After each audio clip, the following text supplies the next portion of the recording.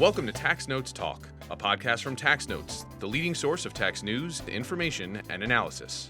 Welcome to the podcast. I'm David Stewart, Editor-in-Chief of Tax Notes Today International. This week, it's been a while. On June 22nd, the U.S. Senate voted to approve the tax treaty between the United States and Chile after a decade-long delay. First signed in 2010, the treaty has struggled to make its way through Congress. But this long-awaited approval may set the stage for the passage of other pending treaties. So what can we expect from the treaty process in the future? And why are tax treaties so important? Tax Notes Capitol Hill reporter Cady Stanton and Tax Notes legal reporter Michael Smith will talk more about that in just a minute. Later in the episode, we'll hear from Tax Notes federal author George Jackson about the history of the deduction for interest paid. But first, Cady, Michael, welcome to the podcast. Thanks for having me. Thanks for having me. So, Cady, could you give us some background on why it took so long for the U.S. Chile treaty to pass through Congress? So starting off with a brief timeline, the U.S. and Chile initially signed a tax treaty in February of 2010. The treaty first came up for consideration in the Senate in 2012, but had been languishing in the chamber for over a decade because of one senator, Republican Rand Paul of Kentucky. Paul has long opposed the way the U.S. goes about treaties with other countries, particularly on how they address taxpayer privacy. He's constantly taken issue with these agreements because of concerns he has that they could allow other countries' tax bureaus the ability to access information on U.S. citizens. When I spoke to Senator Paul about the Chile tax treaty and why he had opposed it for so long, he said he had the same complaints he's had about tax treaties for more than 10 years. His pushback to the Chile tax treaty has more to do with our treaty process in general than it does with our relationship with that country in particular. The treaty made progress this month due in part because of Chile's position as one of the world's leading producers of lithium, a critical mineral component in emerging technologies, including rechargeable batteries for things like phones, laptops, and electric vehicles. Now, what is the more general process for a treaty to get through Congress? So something that's important to note when we're talking about the treaty process in the U.S. federal government is that the Senate doesn't technically ratify treaties. Rather, it takes up a resolution of ratification, formally approving of and consenting to those treaties that are negotiated by the executive branch with other countries. When the full Senate votes to approve that resolution, the president is then allowed to proceed with fully ratifying the treaty. So once the two countries signed the Chile-U.S. tax treaty, the president submitted it to the Senate for consideration for that resolution. And first, the Senate Foreign Relations Committee considered and voted on the treaty before reporting it to the full Senate. Fun fact, the committee actually voted to approve the resolution 4 times across multiple congressional sessions before it finally got to a floor vote this month.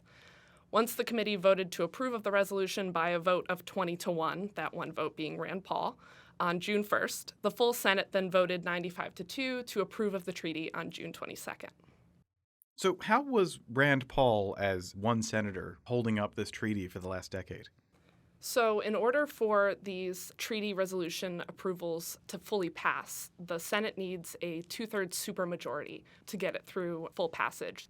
And Rand Paul's objection related to taxpayer privacy was also getting the interest of some other Republican senators. And until it gained so much support and so much pressure because of the impact over 12 years on U.S. citizens in Chile and being under double taxation, eventually the tide of opinion about the treaty led to having a supermajority despite his single opposition. So Rand Paul intended to introduce an amendment around taxpayer privacy for this treaty, but in the end conceded, and himself and Senator Josh Hawley of Missouri were the only senators to vote against the treaty in the final vote. Okay, so what sort of things are in this treaty? The final text of the treaty includes 2 reservations, one on the U.S. tax on base erosion payments of corporations with substantial gross receipts, and one on relief from double taxation. But it's also important to talk about how the treaty includes a declaration on the need for future tax treaties to reflect changes made to international tax provisions as part of the Tax Cuts and Jobs Act in 2017. That was something that had held up the treaty more recently in the past few weeks and months. So once President Biden proceeds with ratification, which he's expected to do, Chile would become the 3rd Latin American country with a double tax treaty with the United States, along with Mexico and Venezuela. Now, I know there are other treaties out there and other agreements. What's still out there that needs to be taken up by the Senate? So, the next treaty the committee is likely to consider is actually a really interesting one because it's not really fully a treaty. It would be a tax agreement with Taiwan. The Senate is working on a tax agreement, which is similar to a tax treaty, because the United States does not have formal diplomatic relations with Taiwan. There's some really complicated politics at play because a tax agreement with Taiwan could definitely heighten tensions with China, which sees Taiwan as part of its territory and has undermined Taiwanese efforts towards independence. But top tax writers in the Senate Finance and House Ways and Means committees from both parties have all issued statements in support of a tax agreement with Taiwan, so the desire for a formal agreement is apparent. But while the common goal is clear, the logistics of how to finalize it are yet to be ironed out. Is there any sort of sense of when this might come up for a vote? And is there a potential tide the way that Chile had to get it over that hurdle? Absolutely. Given there's bipartisan and bicameral support for a tax agreement with Taiwan, it seems to be a pretty top priority in terms of treaties and agreements for the Senate Relations Committee. But the Taiwan tax agreement has been on the agenda for that committee for its business meetings multiple times in recent weeks and has been either delayed or rescheduled week after week without much explanation.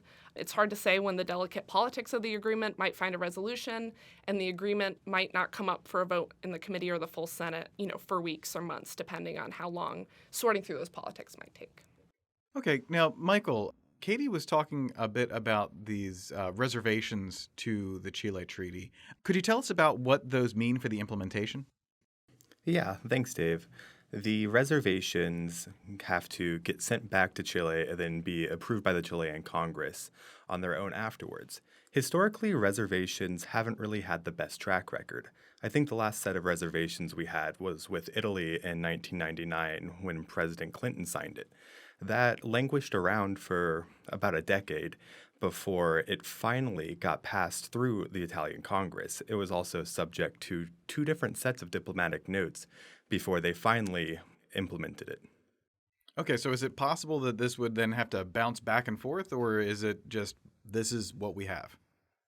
It really depends how that negotiation goes between the United States and Chile. There's a lot of speculation that these reservations are going to go through pretty quickly. The reservations for BEAT and relief from double taxation are just adjustments from the 2017 Tax Cuts and Jobs Act. They're fairly straightforward in that sense. Also, Chile has been providing some forms of tax relief for U.S. investors for the past several years in this instance. They've been providing relief for U.S. investors in the area, and that just had to be re-upped every couple years. So a lot of people are expecting this to pass through pretty quickly because that level of stability between the countries is important. All right, now I understand that the U.S. maintains these model tax treaties that get updated periodically. What sort of new features will we find in this treaty? Yeah, in 2016, the U.S. put out its 2016 Model Tax Treaty. It had a couple different changes to stop different forms of treaty shopping that the country believed was happening around that time. One of the big ones was to Article 22 on the limitation on benefits to try and avoid these types of treaty shopping because it changed it from income derived from a business to emanates from a business.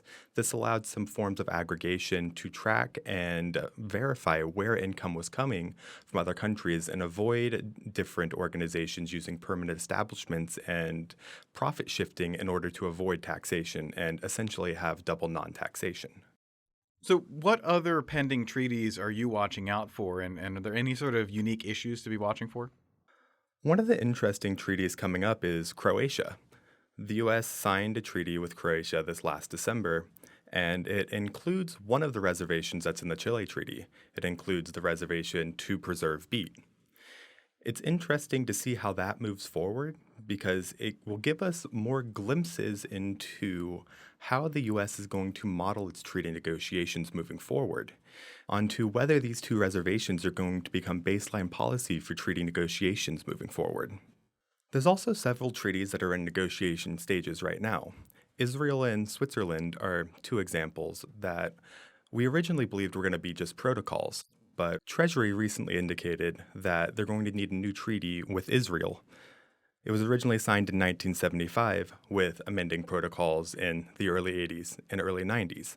A lot of the treaty doesn't reflect the changes in internationalization and how interconnected the world has come in that sense, so there's a lot of updates that are needed for the treaty to include these kind of aspects. So it's a new avenue to see where Treasury and where the United States goes with their treaty negotiations as well.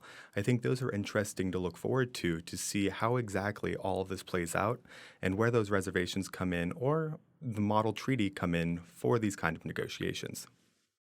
All right, so taking a bigger picture view here about the idea of a tax treaty to begin with. So what is the importance of a tax treaty at both the national and international scale? Money talks. Trade agreements are a big deal, but taxes are the underpinning for a lot of these kinds of trade. Tax agreements are able to create incentives for companies to trade, both internally and internationally in these instances. And in this situation, it's for getting these kinds of productions of resources that the United States needs and this kind of cooperation on larger matters. Agreement to a tax treaty can mean just agreement for those single interactions, but it also develops a level of agreement between countries that shows willingness to continue operations between not just the countries, but also companies in those regions as well. All right, and what are the consequences of these treaties have been held up, and we haven't seen a new one in over a decade. So what is the consequence of these treaties just not being ratified by the United States? The treaties can have large consequences. I think that a lot of the tax credits that we've seen for things like electric vehicles are also a way to combat our inability to get these kinds of resources. Chile, for example, has the world's largest reserve of lithium and second largest producer. They recently went through a process to up their production in order to start exporting even more lithium. I think the electric vehicle movement and a lot of clean energy movements have been greatly hindered by the inability to create these kinds of treaties throughout the world, and specifically with the United States. I think that our production and ability to get these resources has been greatly hindered by our inability to have treaties with varying countries. The delays in treaties also have large implications for individuals and corporations at large with the recent changes to the 2022 foreign tax credit regulations. They changed the sourcing rules for another country to be sufficiently similar to the U.S. tax rules, in which case it means that the sourcing rules have to follow the place of use standard rather than a residency-based standard. Residency-based standards are typically what's used in the rest of the world, and the United States kind of has its own special place with a place of use standard. This changed the tax treatment of a lot of different payments that companies were making. Originally, they were getting a one-for-one tax credit for the taxes they were paying in other countries, and under the new sourcing rules, these would be disallowed in some instances. While Treasury has provided some much-needed relief in this area, it's been more problematic because treaties operate as a primary means of backstopping from double taxation in these areas. Without a tax treaty, that means taxpayers have to go through the rigmarole of going through the foreign tax credit evaluation and going through all of the associated paperwork that's involved in that kind of area. This causes a lot of unnecessary work or unneeded work when we could just have tax treaties that provide a primary method of relief for taxpayers in this area. Well, all right. Now, this being the first treaty that has been approved since this podcast began, I hope that potentially we can have more discussions of future treaties. Cady, Michael, thank you for being here. Thanks for having me. Thanks for having me, Dave. And now, coming attractions. Each week we highlight new and interesting commentary in our magazines. Joining me now is Acquisitions and Engagement Editor-in-Chief, Paige Jones. Paige, what will you have for us? Thanks, Dave. In Tax Notes Federal, 3 practitioners argue that the decision in the Exxon court case failed to adhere to the precedent established for the concepts defining the economic interest in a mineral property. Thomas Gray explores issues that could affect the seller of an S corporation in benefiting from some closing date deductions. In Tax Notes State, Christopher Lutz advises taxpayers to be wary of the California Franchise Tax Board's aggressive and seemingly inconsistent treatment of flow-through entities for state tax purposes. Timothy Noonan and Emma Savino review Professor Edward Zielinski's fight against New York's convenience of the employer rule, including changes that may affect the next ruling. In Tax Notes International, Robert Goulder comments on the latest IRS effort to curb the use of Malta personal retirement schemes. Philippe Pinel examines transfer pricing of licensing arrangements, finding that it is most reliably benchmarked by uncontrolled licenses that are exclusive. In featured analysis, Nana Amasarfo discusses a recent UN policy brief outlining ways to improve the international tax system for the benefit of developing countries. And on the opinions page, Sarfo also examines proposed federal legislation that would collect emissions information and put the United States on the road to enacting a carbon border tax. And now, for a look at what's new and noteworthy in our magazines, here's Tax Notes Federal Editor-in-Chief Ariel Greenblum. Thanks, Paige. I'm here with George Jackson, a professor of management, business, and economics at Virginia Wesleyan University. Welcome to the podcast, George. Thank you. I'm delighted to be here. We're here to discuss your Tax Notes Federal article, Early History of the Deduction for Interest Paid. Could you tell us a bit about it? Sure. What this does is begins with the nation's first income tax, which was at the beginning of the Civil War, and runs through the adoption of the 16th Amendment. It actually goes to the first Revenue Act following the 16th Amendment. And the reason for cutting it off at that point is that most of the science or theory of federal taxation developed during that time frame. It started at point zero. There'd never been an income tax before, and there were a lot of false starts. There were problems with the Supreme Court and the taxation clause that limited what you could do with an income tax. So by the time we got to 1913, it was pretty well established. Not to say nothing has been done since then. There's been tremendous amount since then. But I wanted to look at the origins of taxation. And one reason I wanted to focus on that is to first to explore, and then after having done a bit of reading, to make clear, at least my research indicates, that the interest deduction has not always been with us. There were many instances where it was not allowed at all.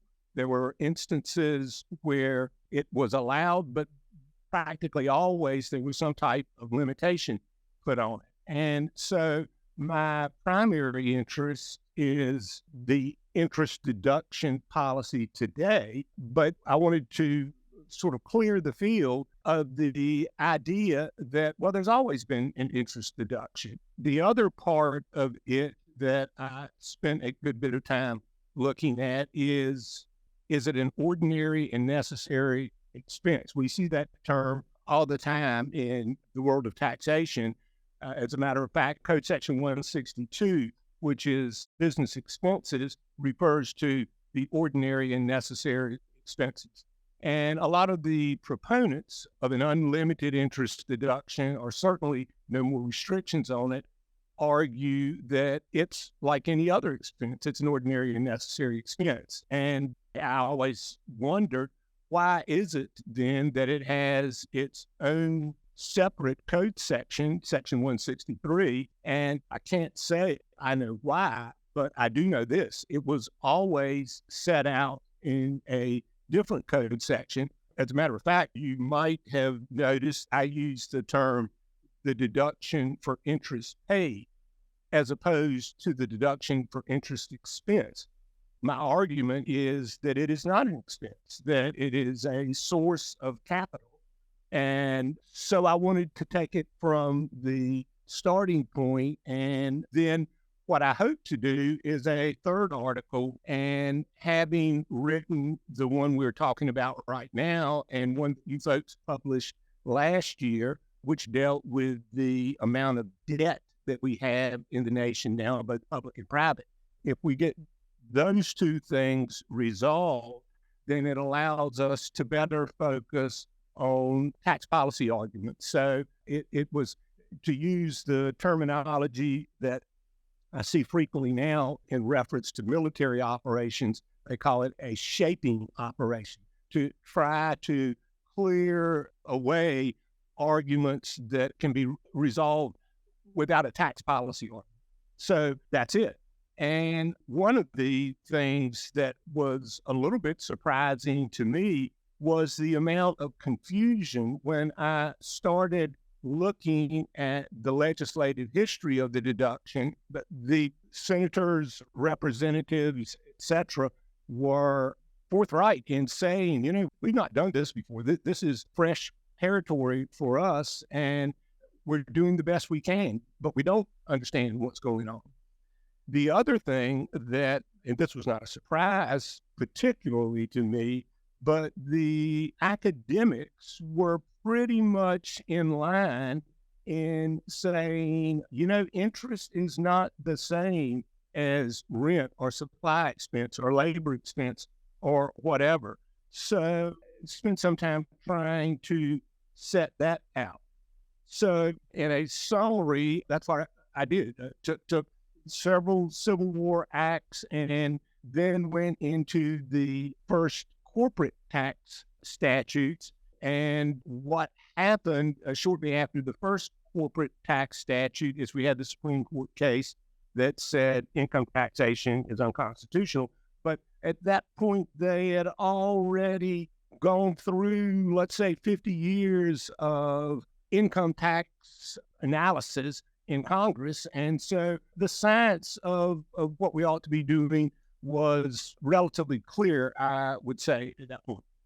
Where did the idea to explore all this come from?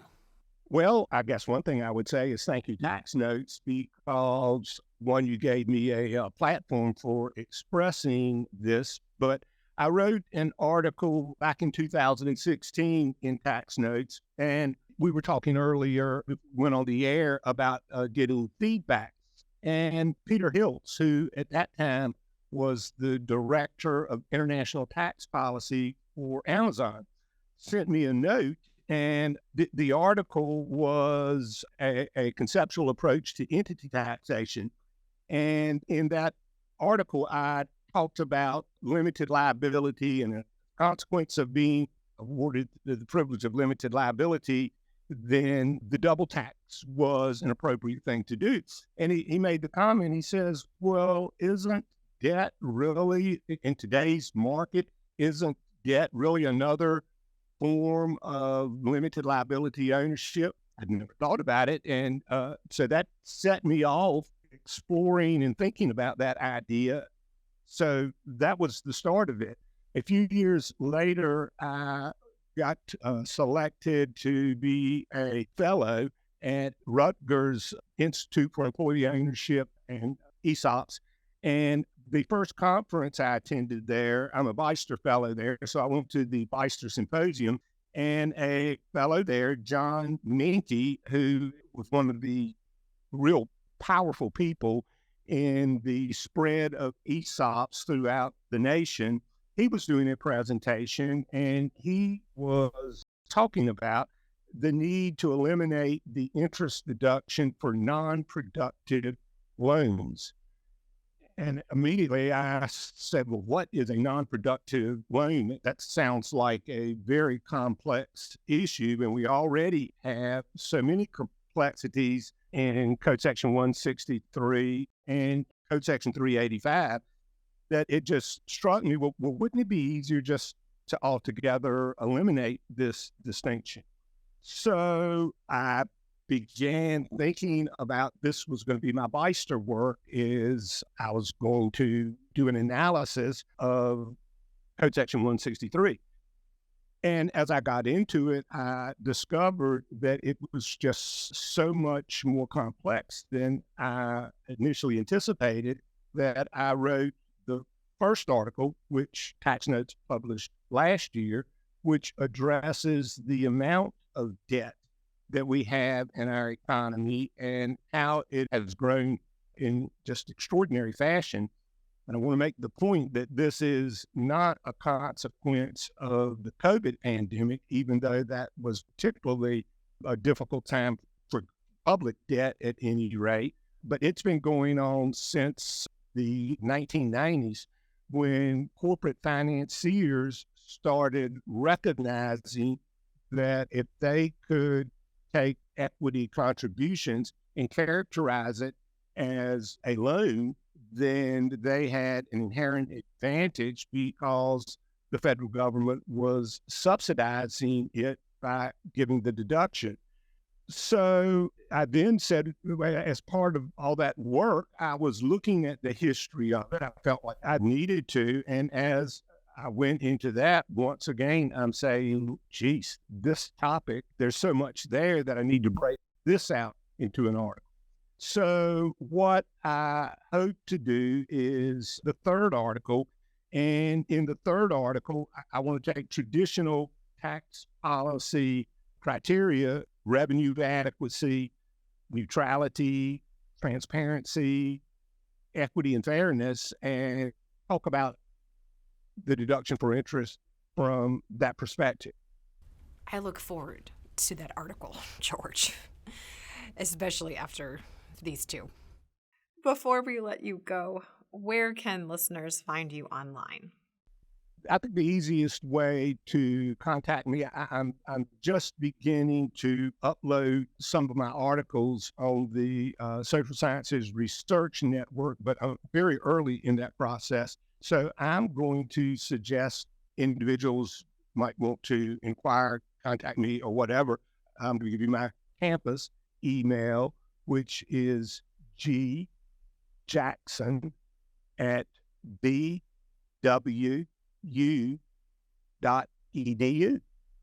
Perfect. Thank you.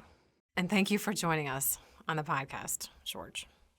My pleasure to be with you. Thanks so much. You can find George's article online at taxnotes.com. And be sure to subscribe to our YouTube channel, Tax Notes, for more in-depth discussions on what's new and noteworthy in tax. Again, that's Tax Notes with an S. Back to you, Dave. That's it for this week. You can follow me online at TaxStew, that's STEW, and be sure to follow at Tax Notes for all things tax. If you have any comments, questions, or suggestions for a future episode, you can email us at podcast@taxanalyst.org. And as always, if you like what we're doing here, please leave a rating or review wherever you download this podcast. We'll be back next week with another episode of Tax Notes Talk.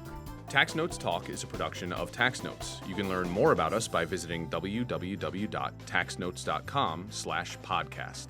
When major media wants the straight story, they turn to Tax Notes. Thank you for listening, and join us again for another edition of Tax Notes Talk.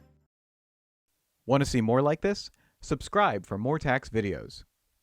Special thanks to our executive producers, Jasper Smith and Paige Jones, as well as showrunner and audio engineer Jordan Parrish.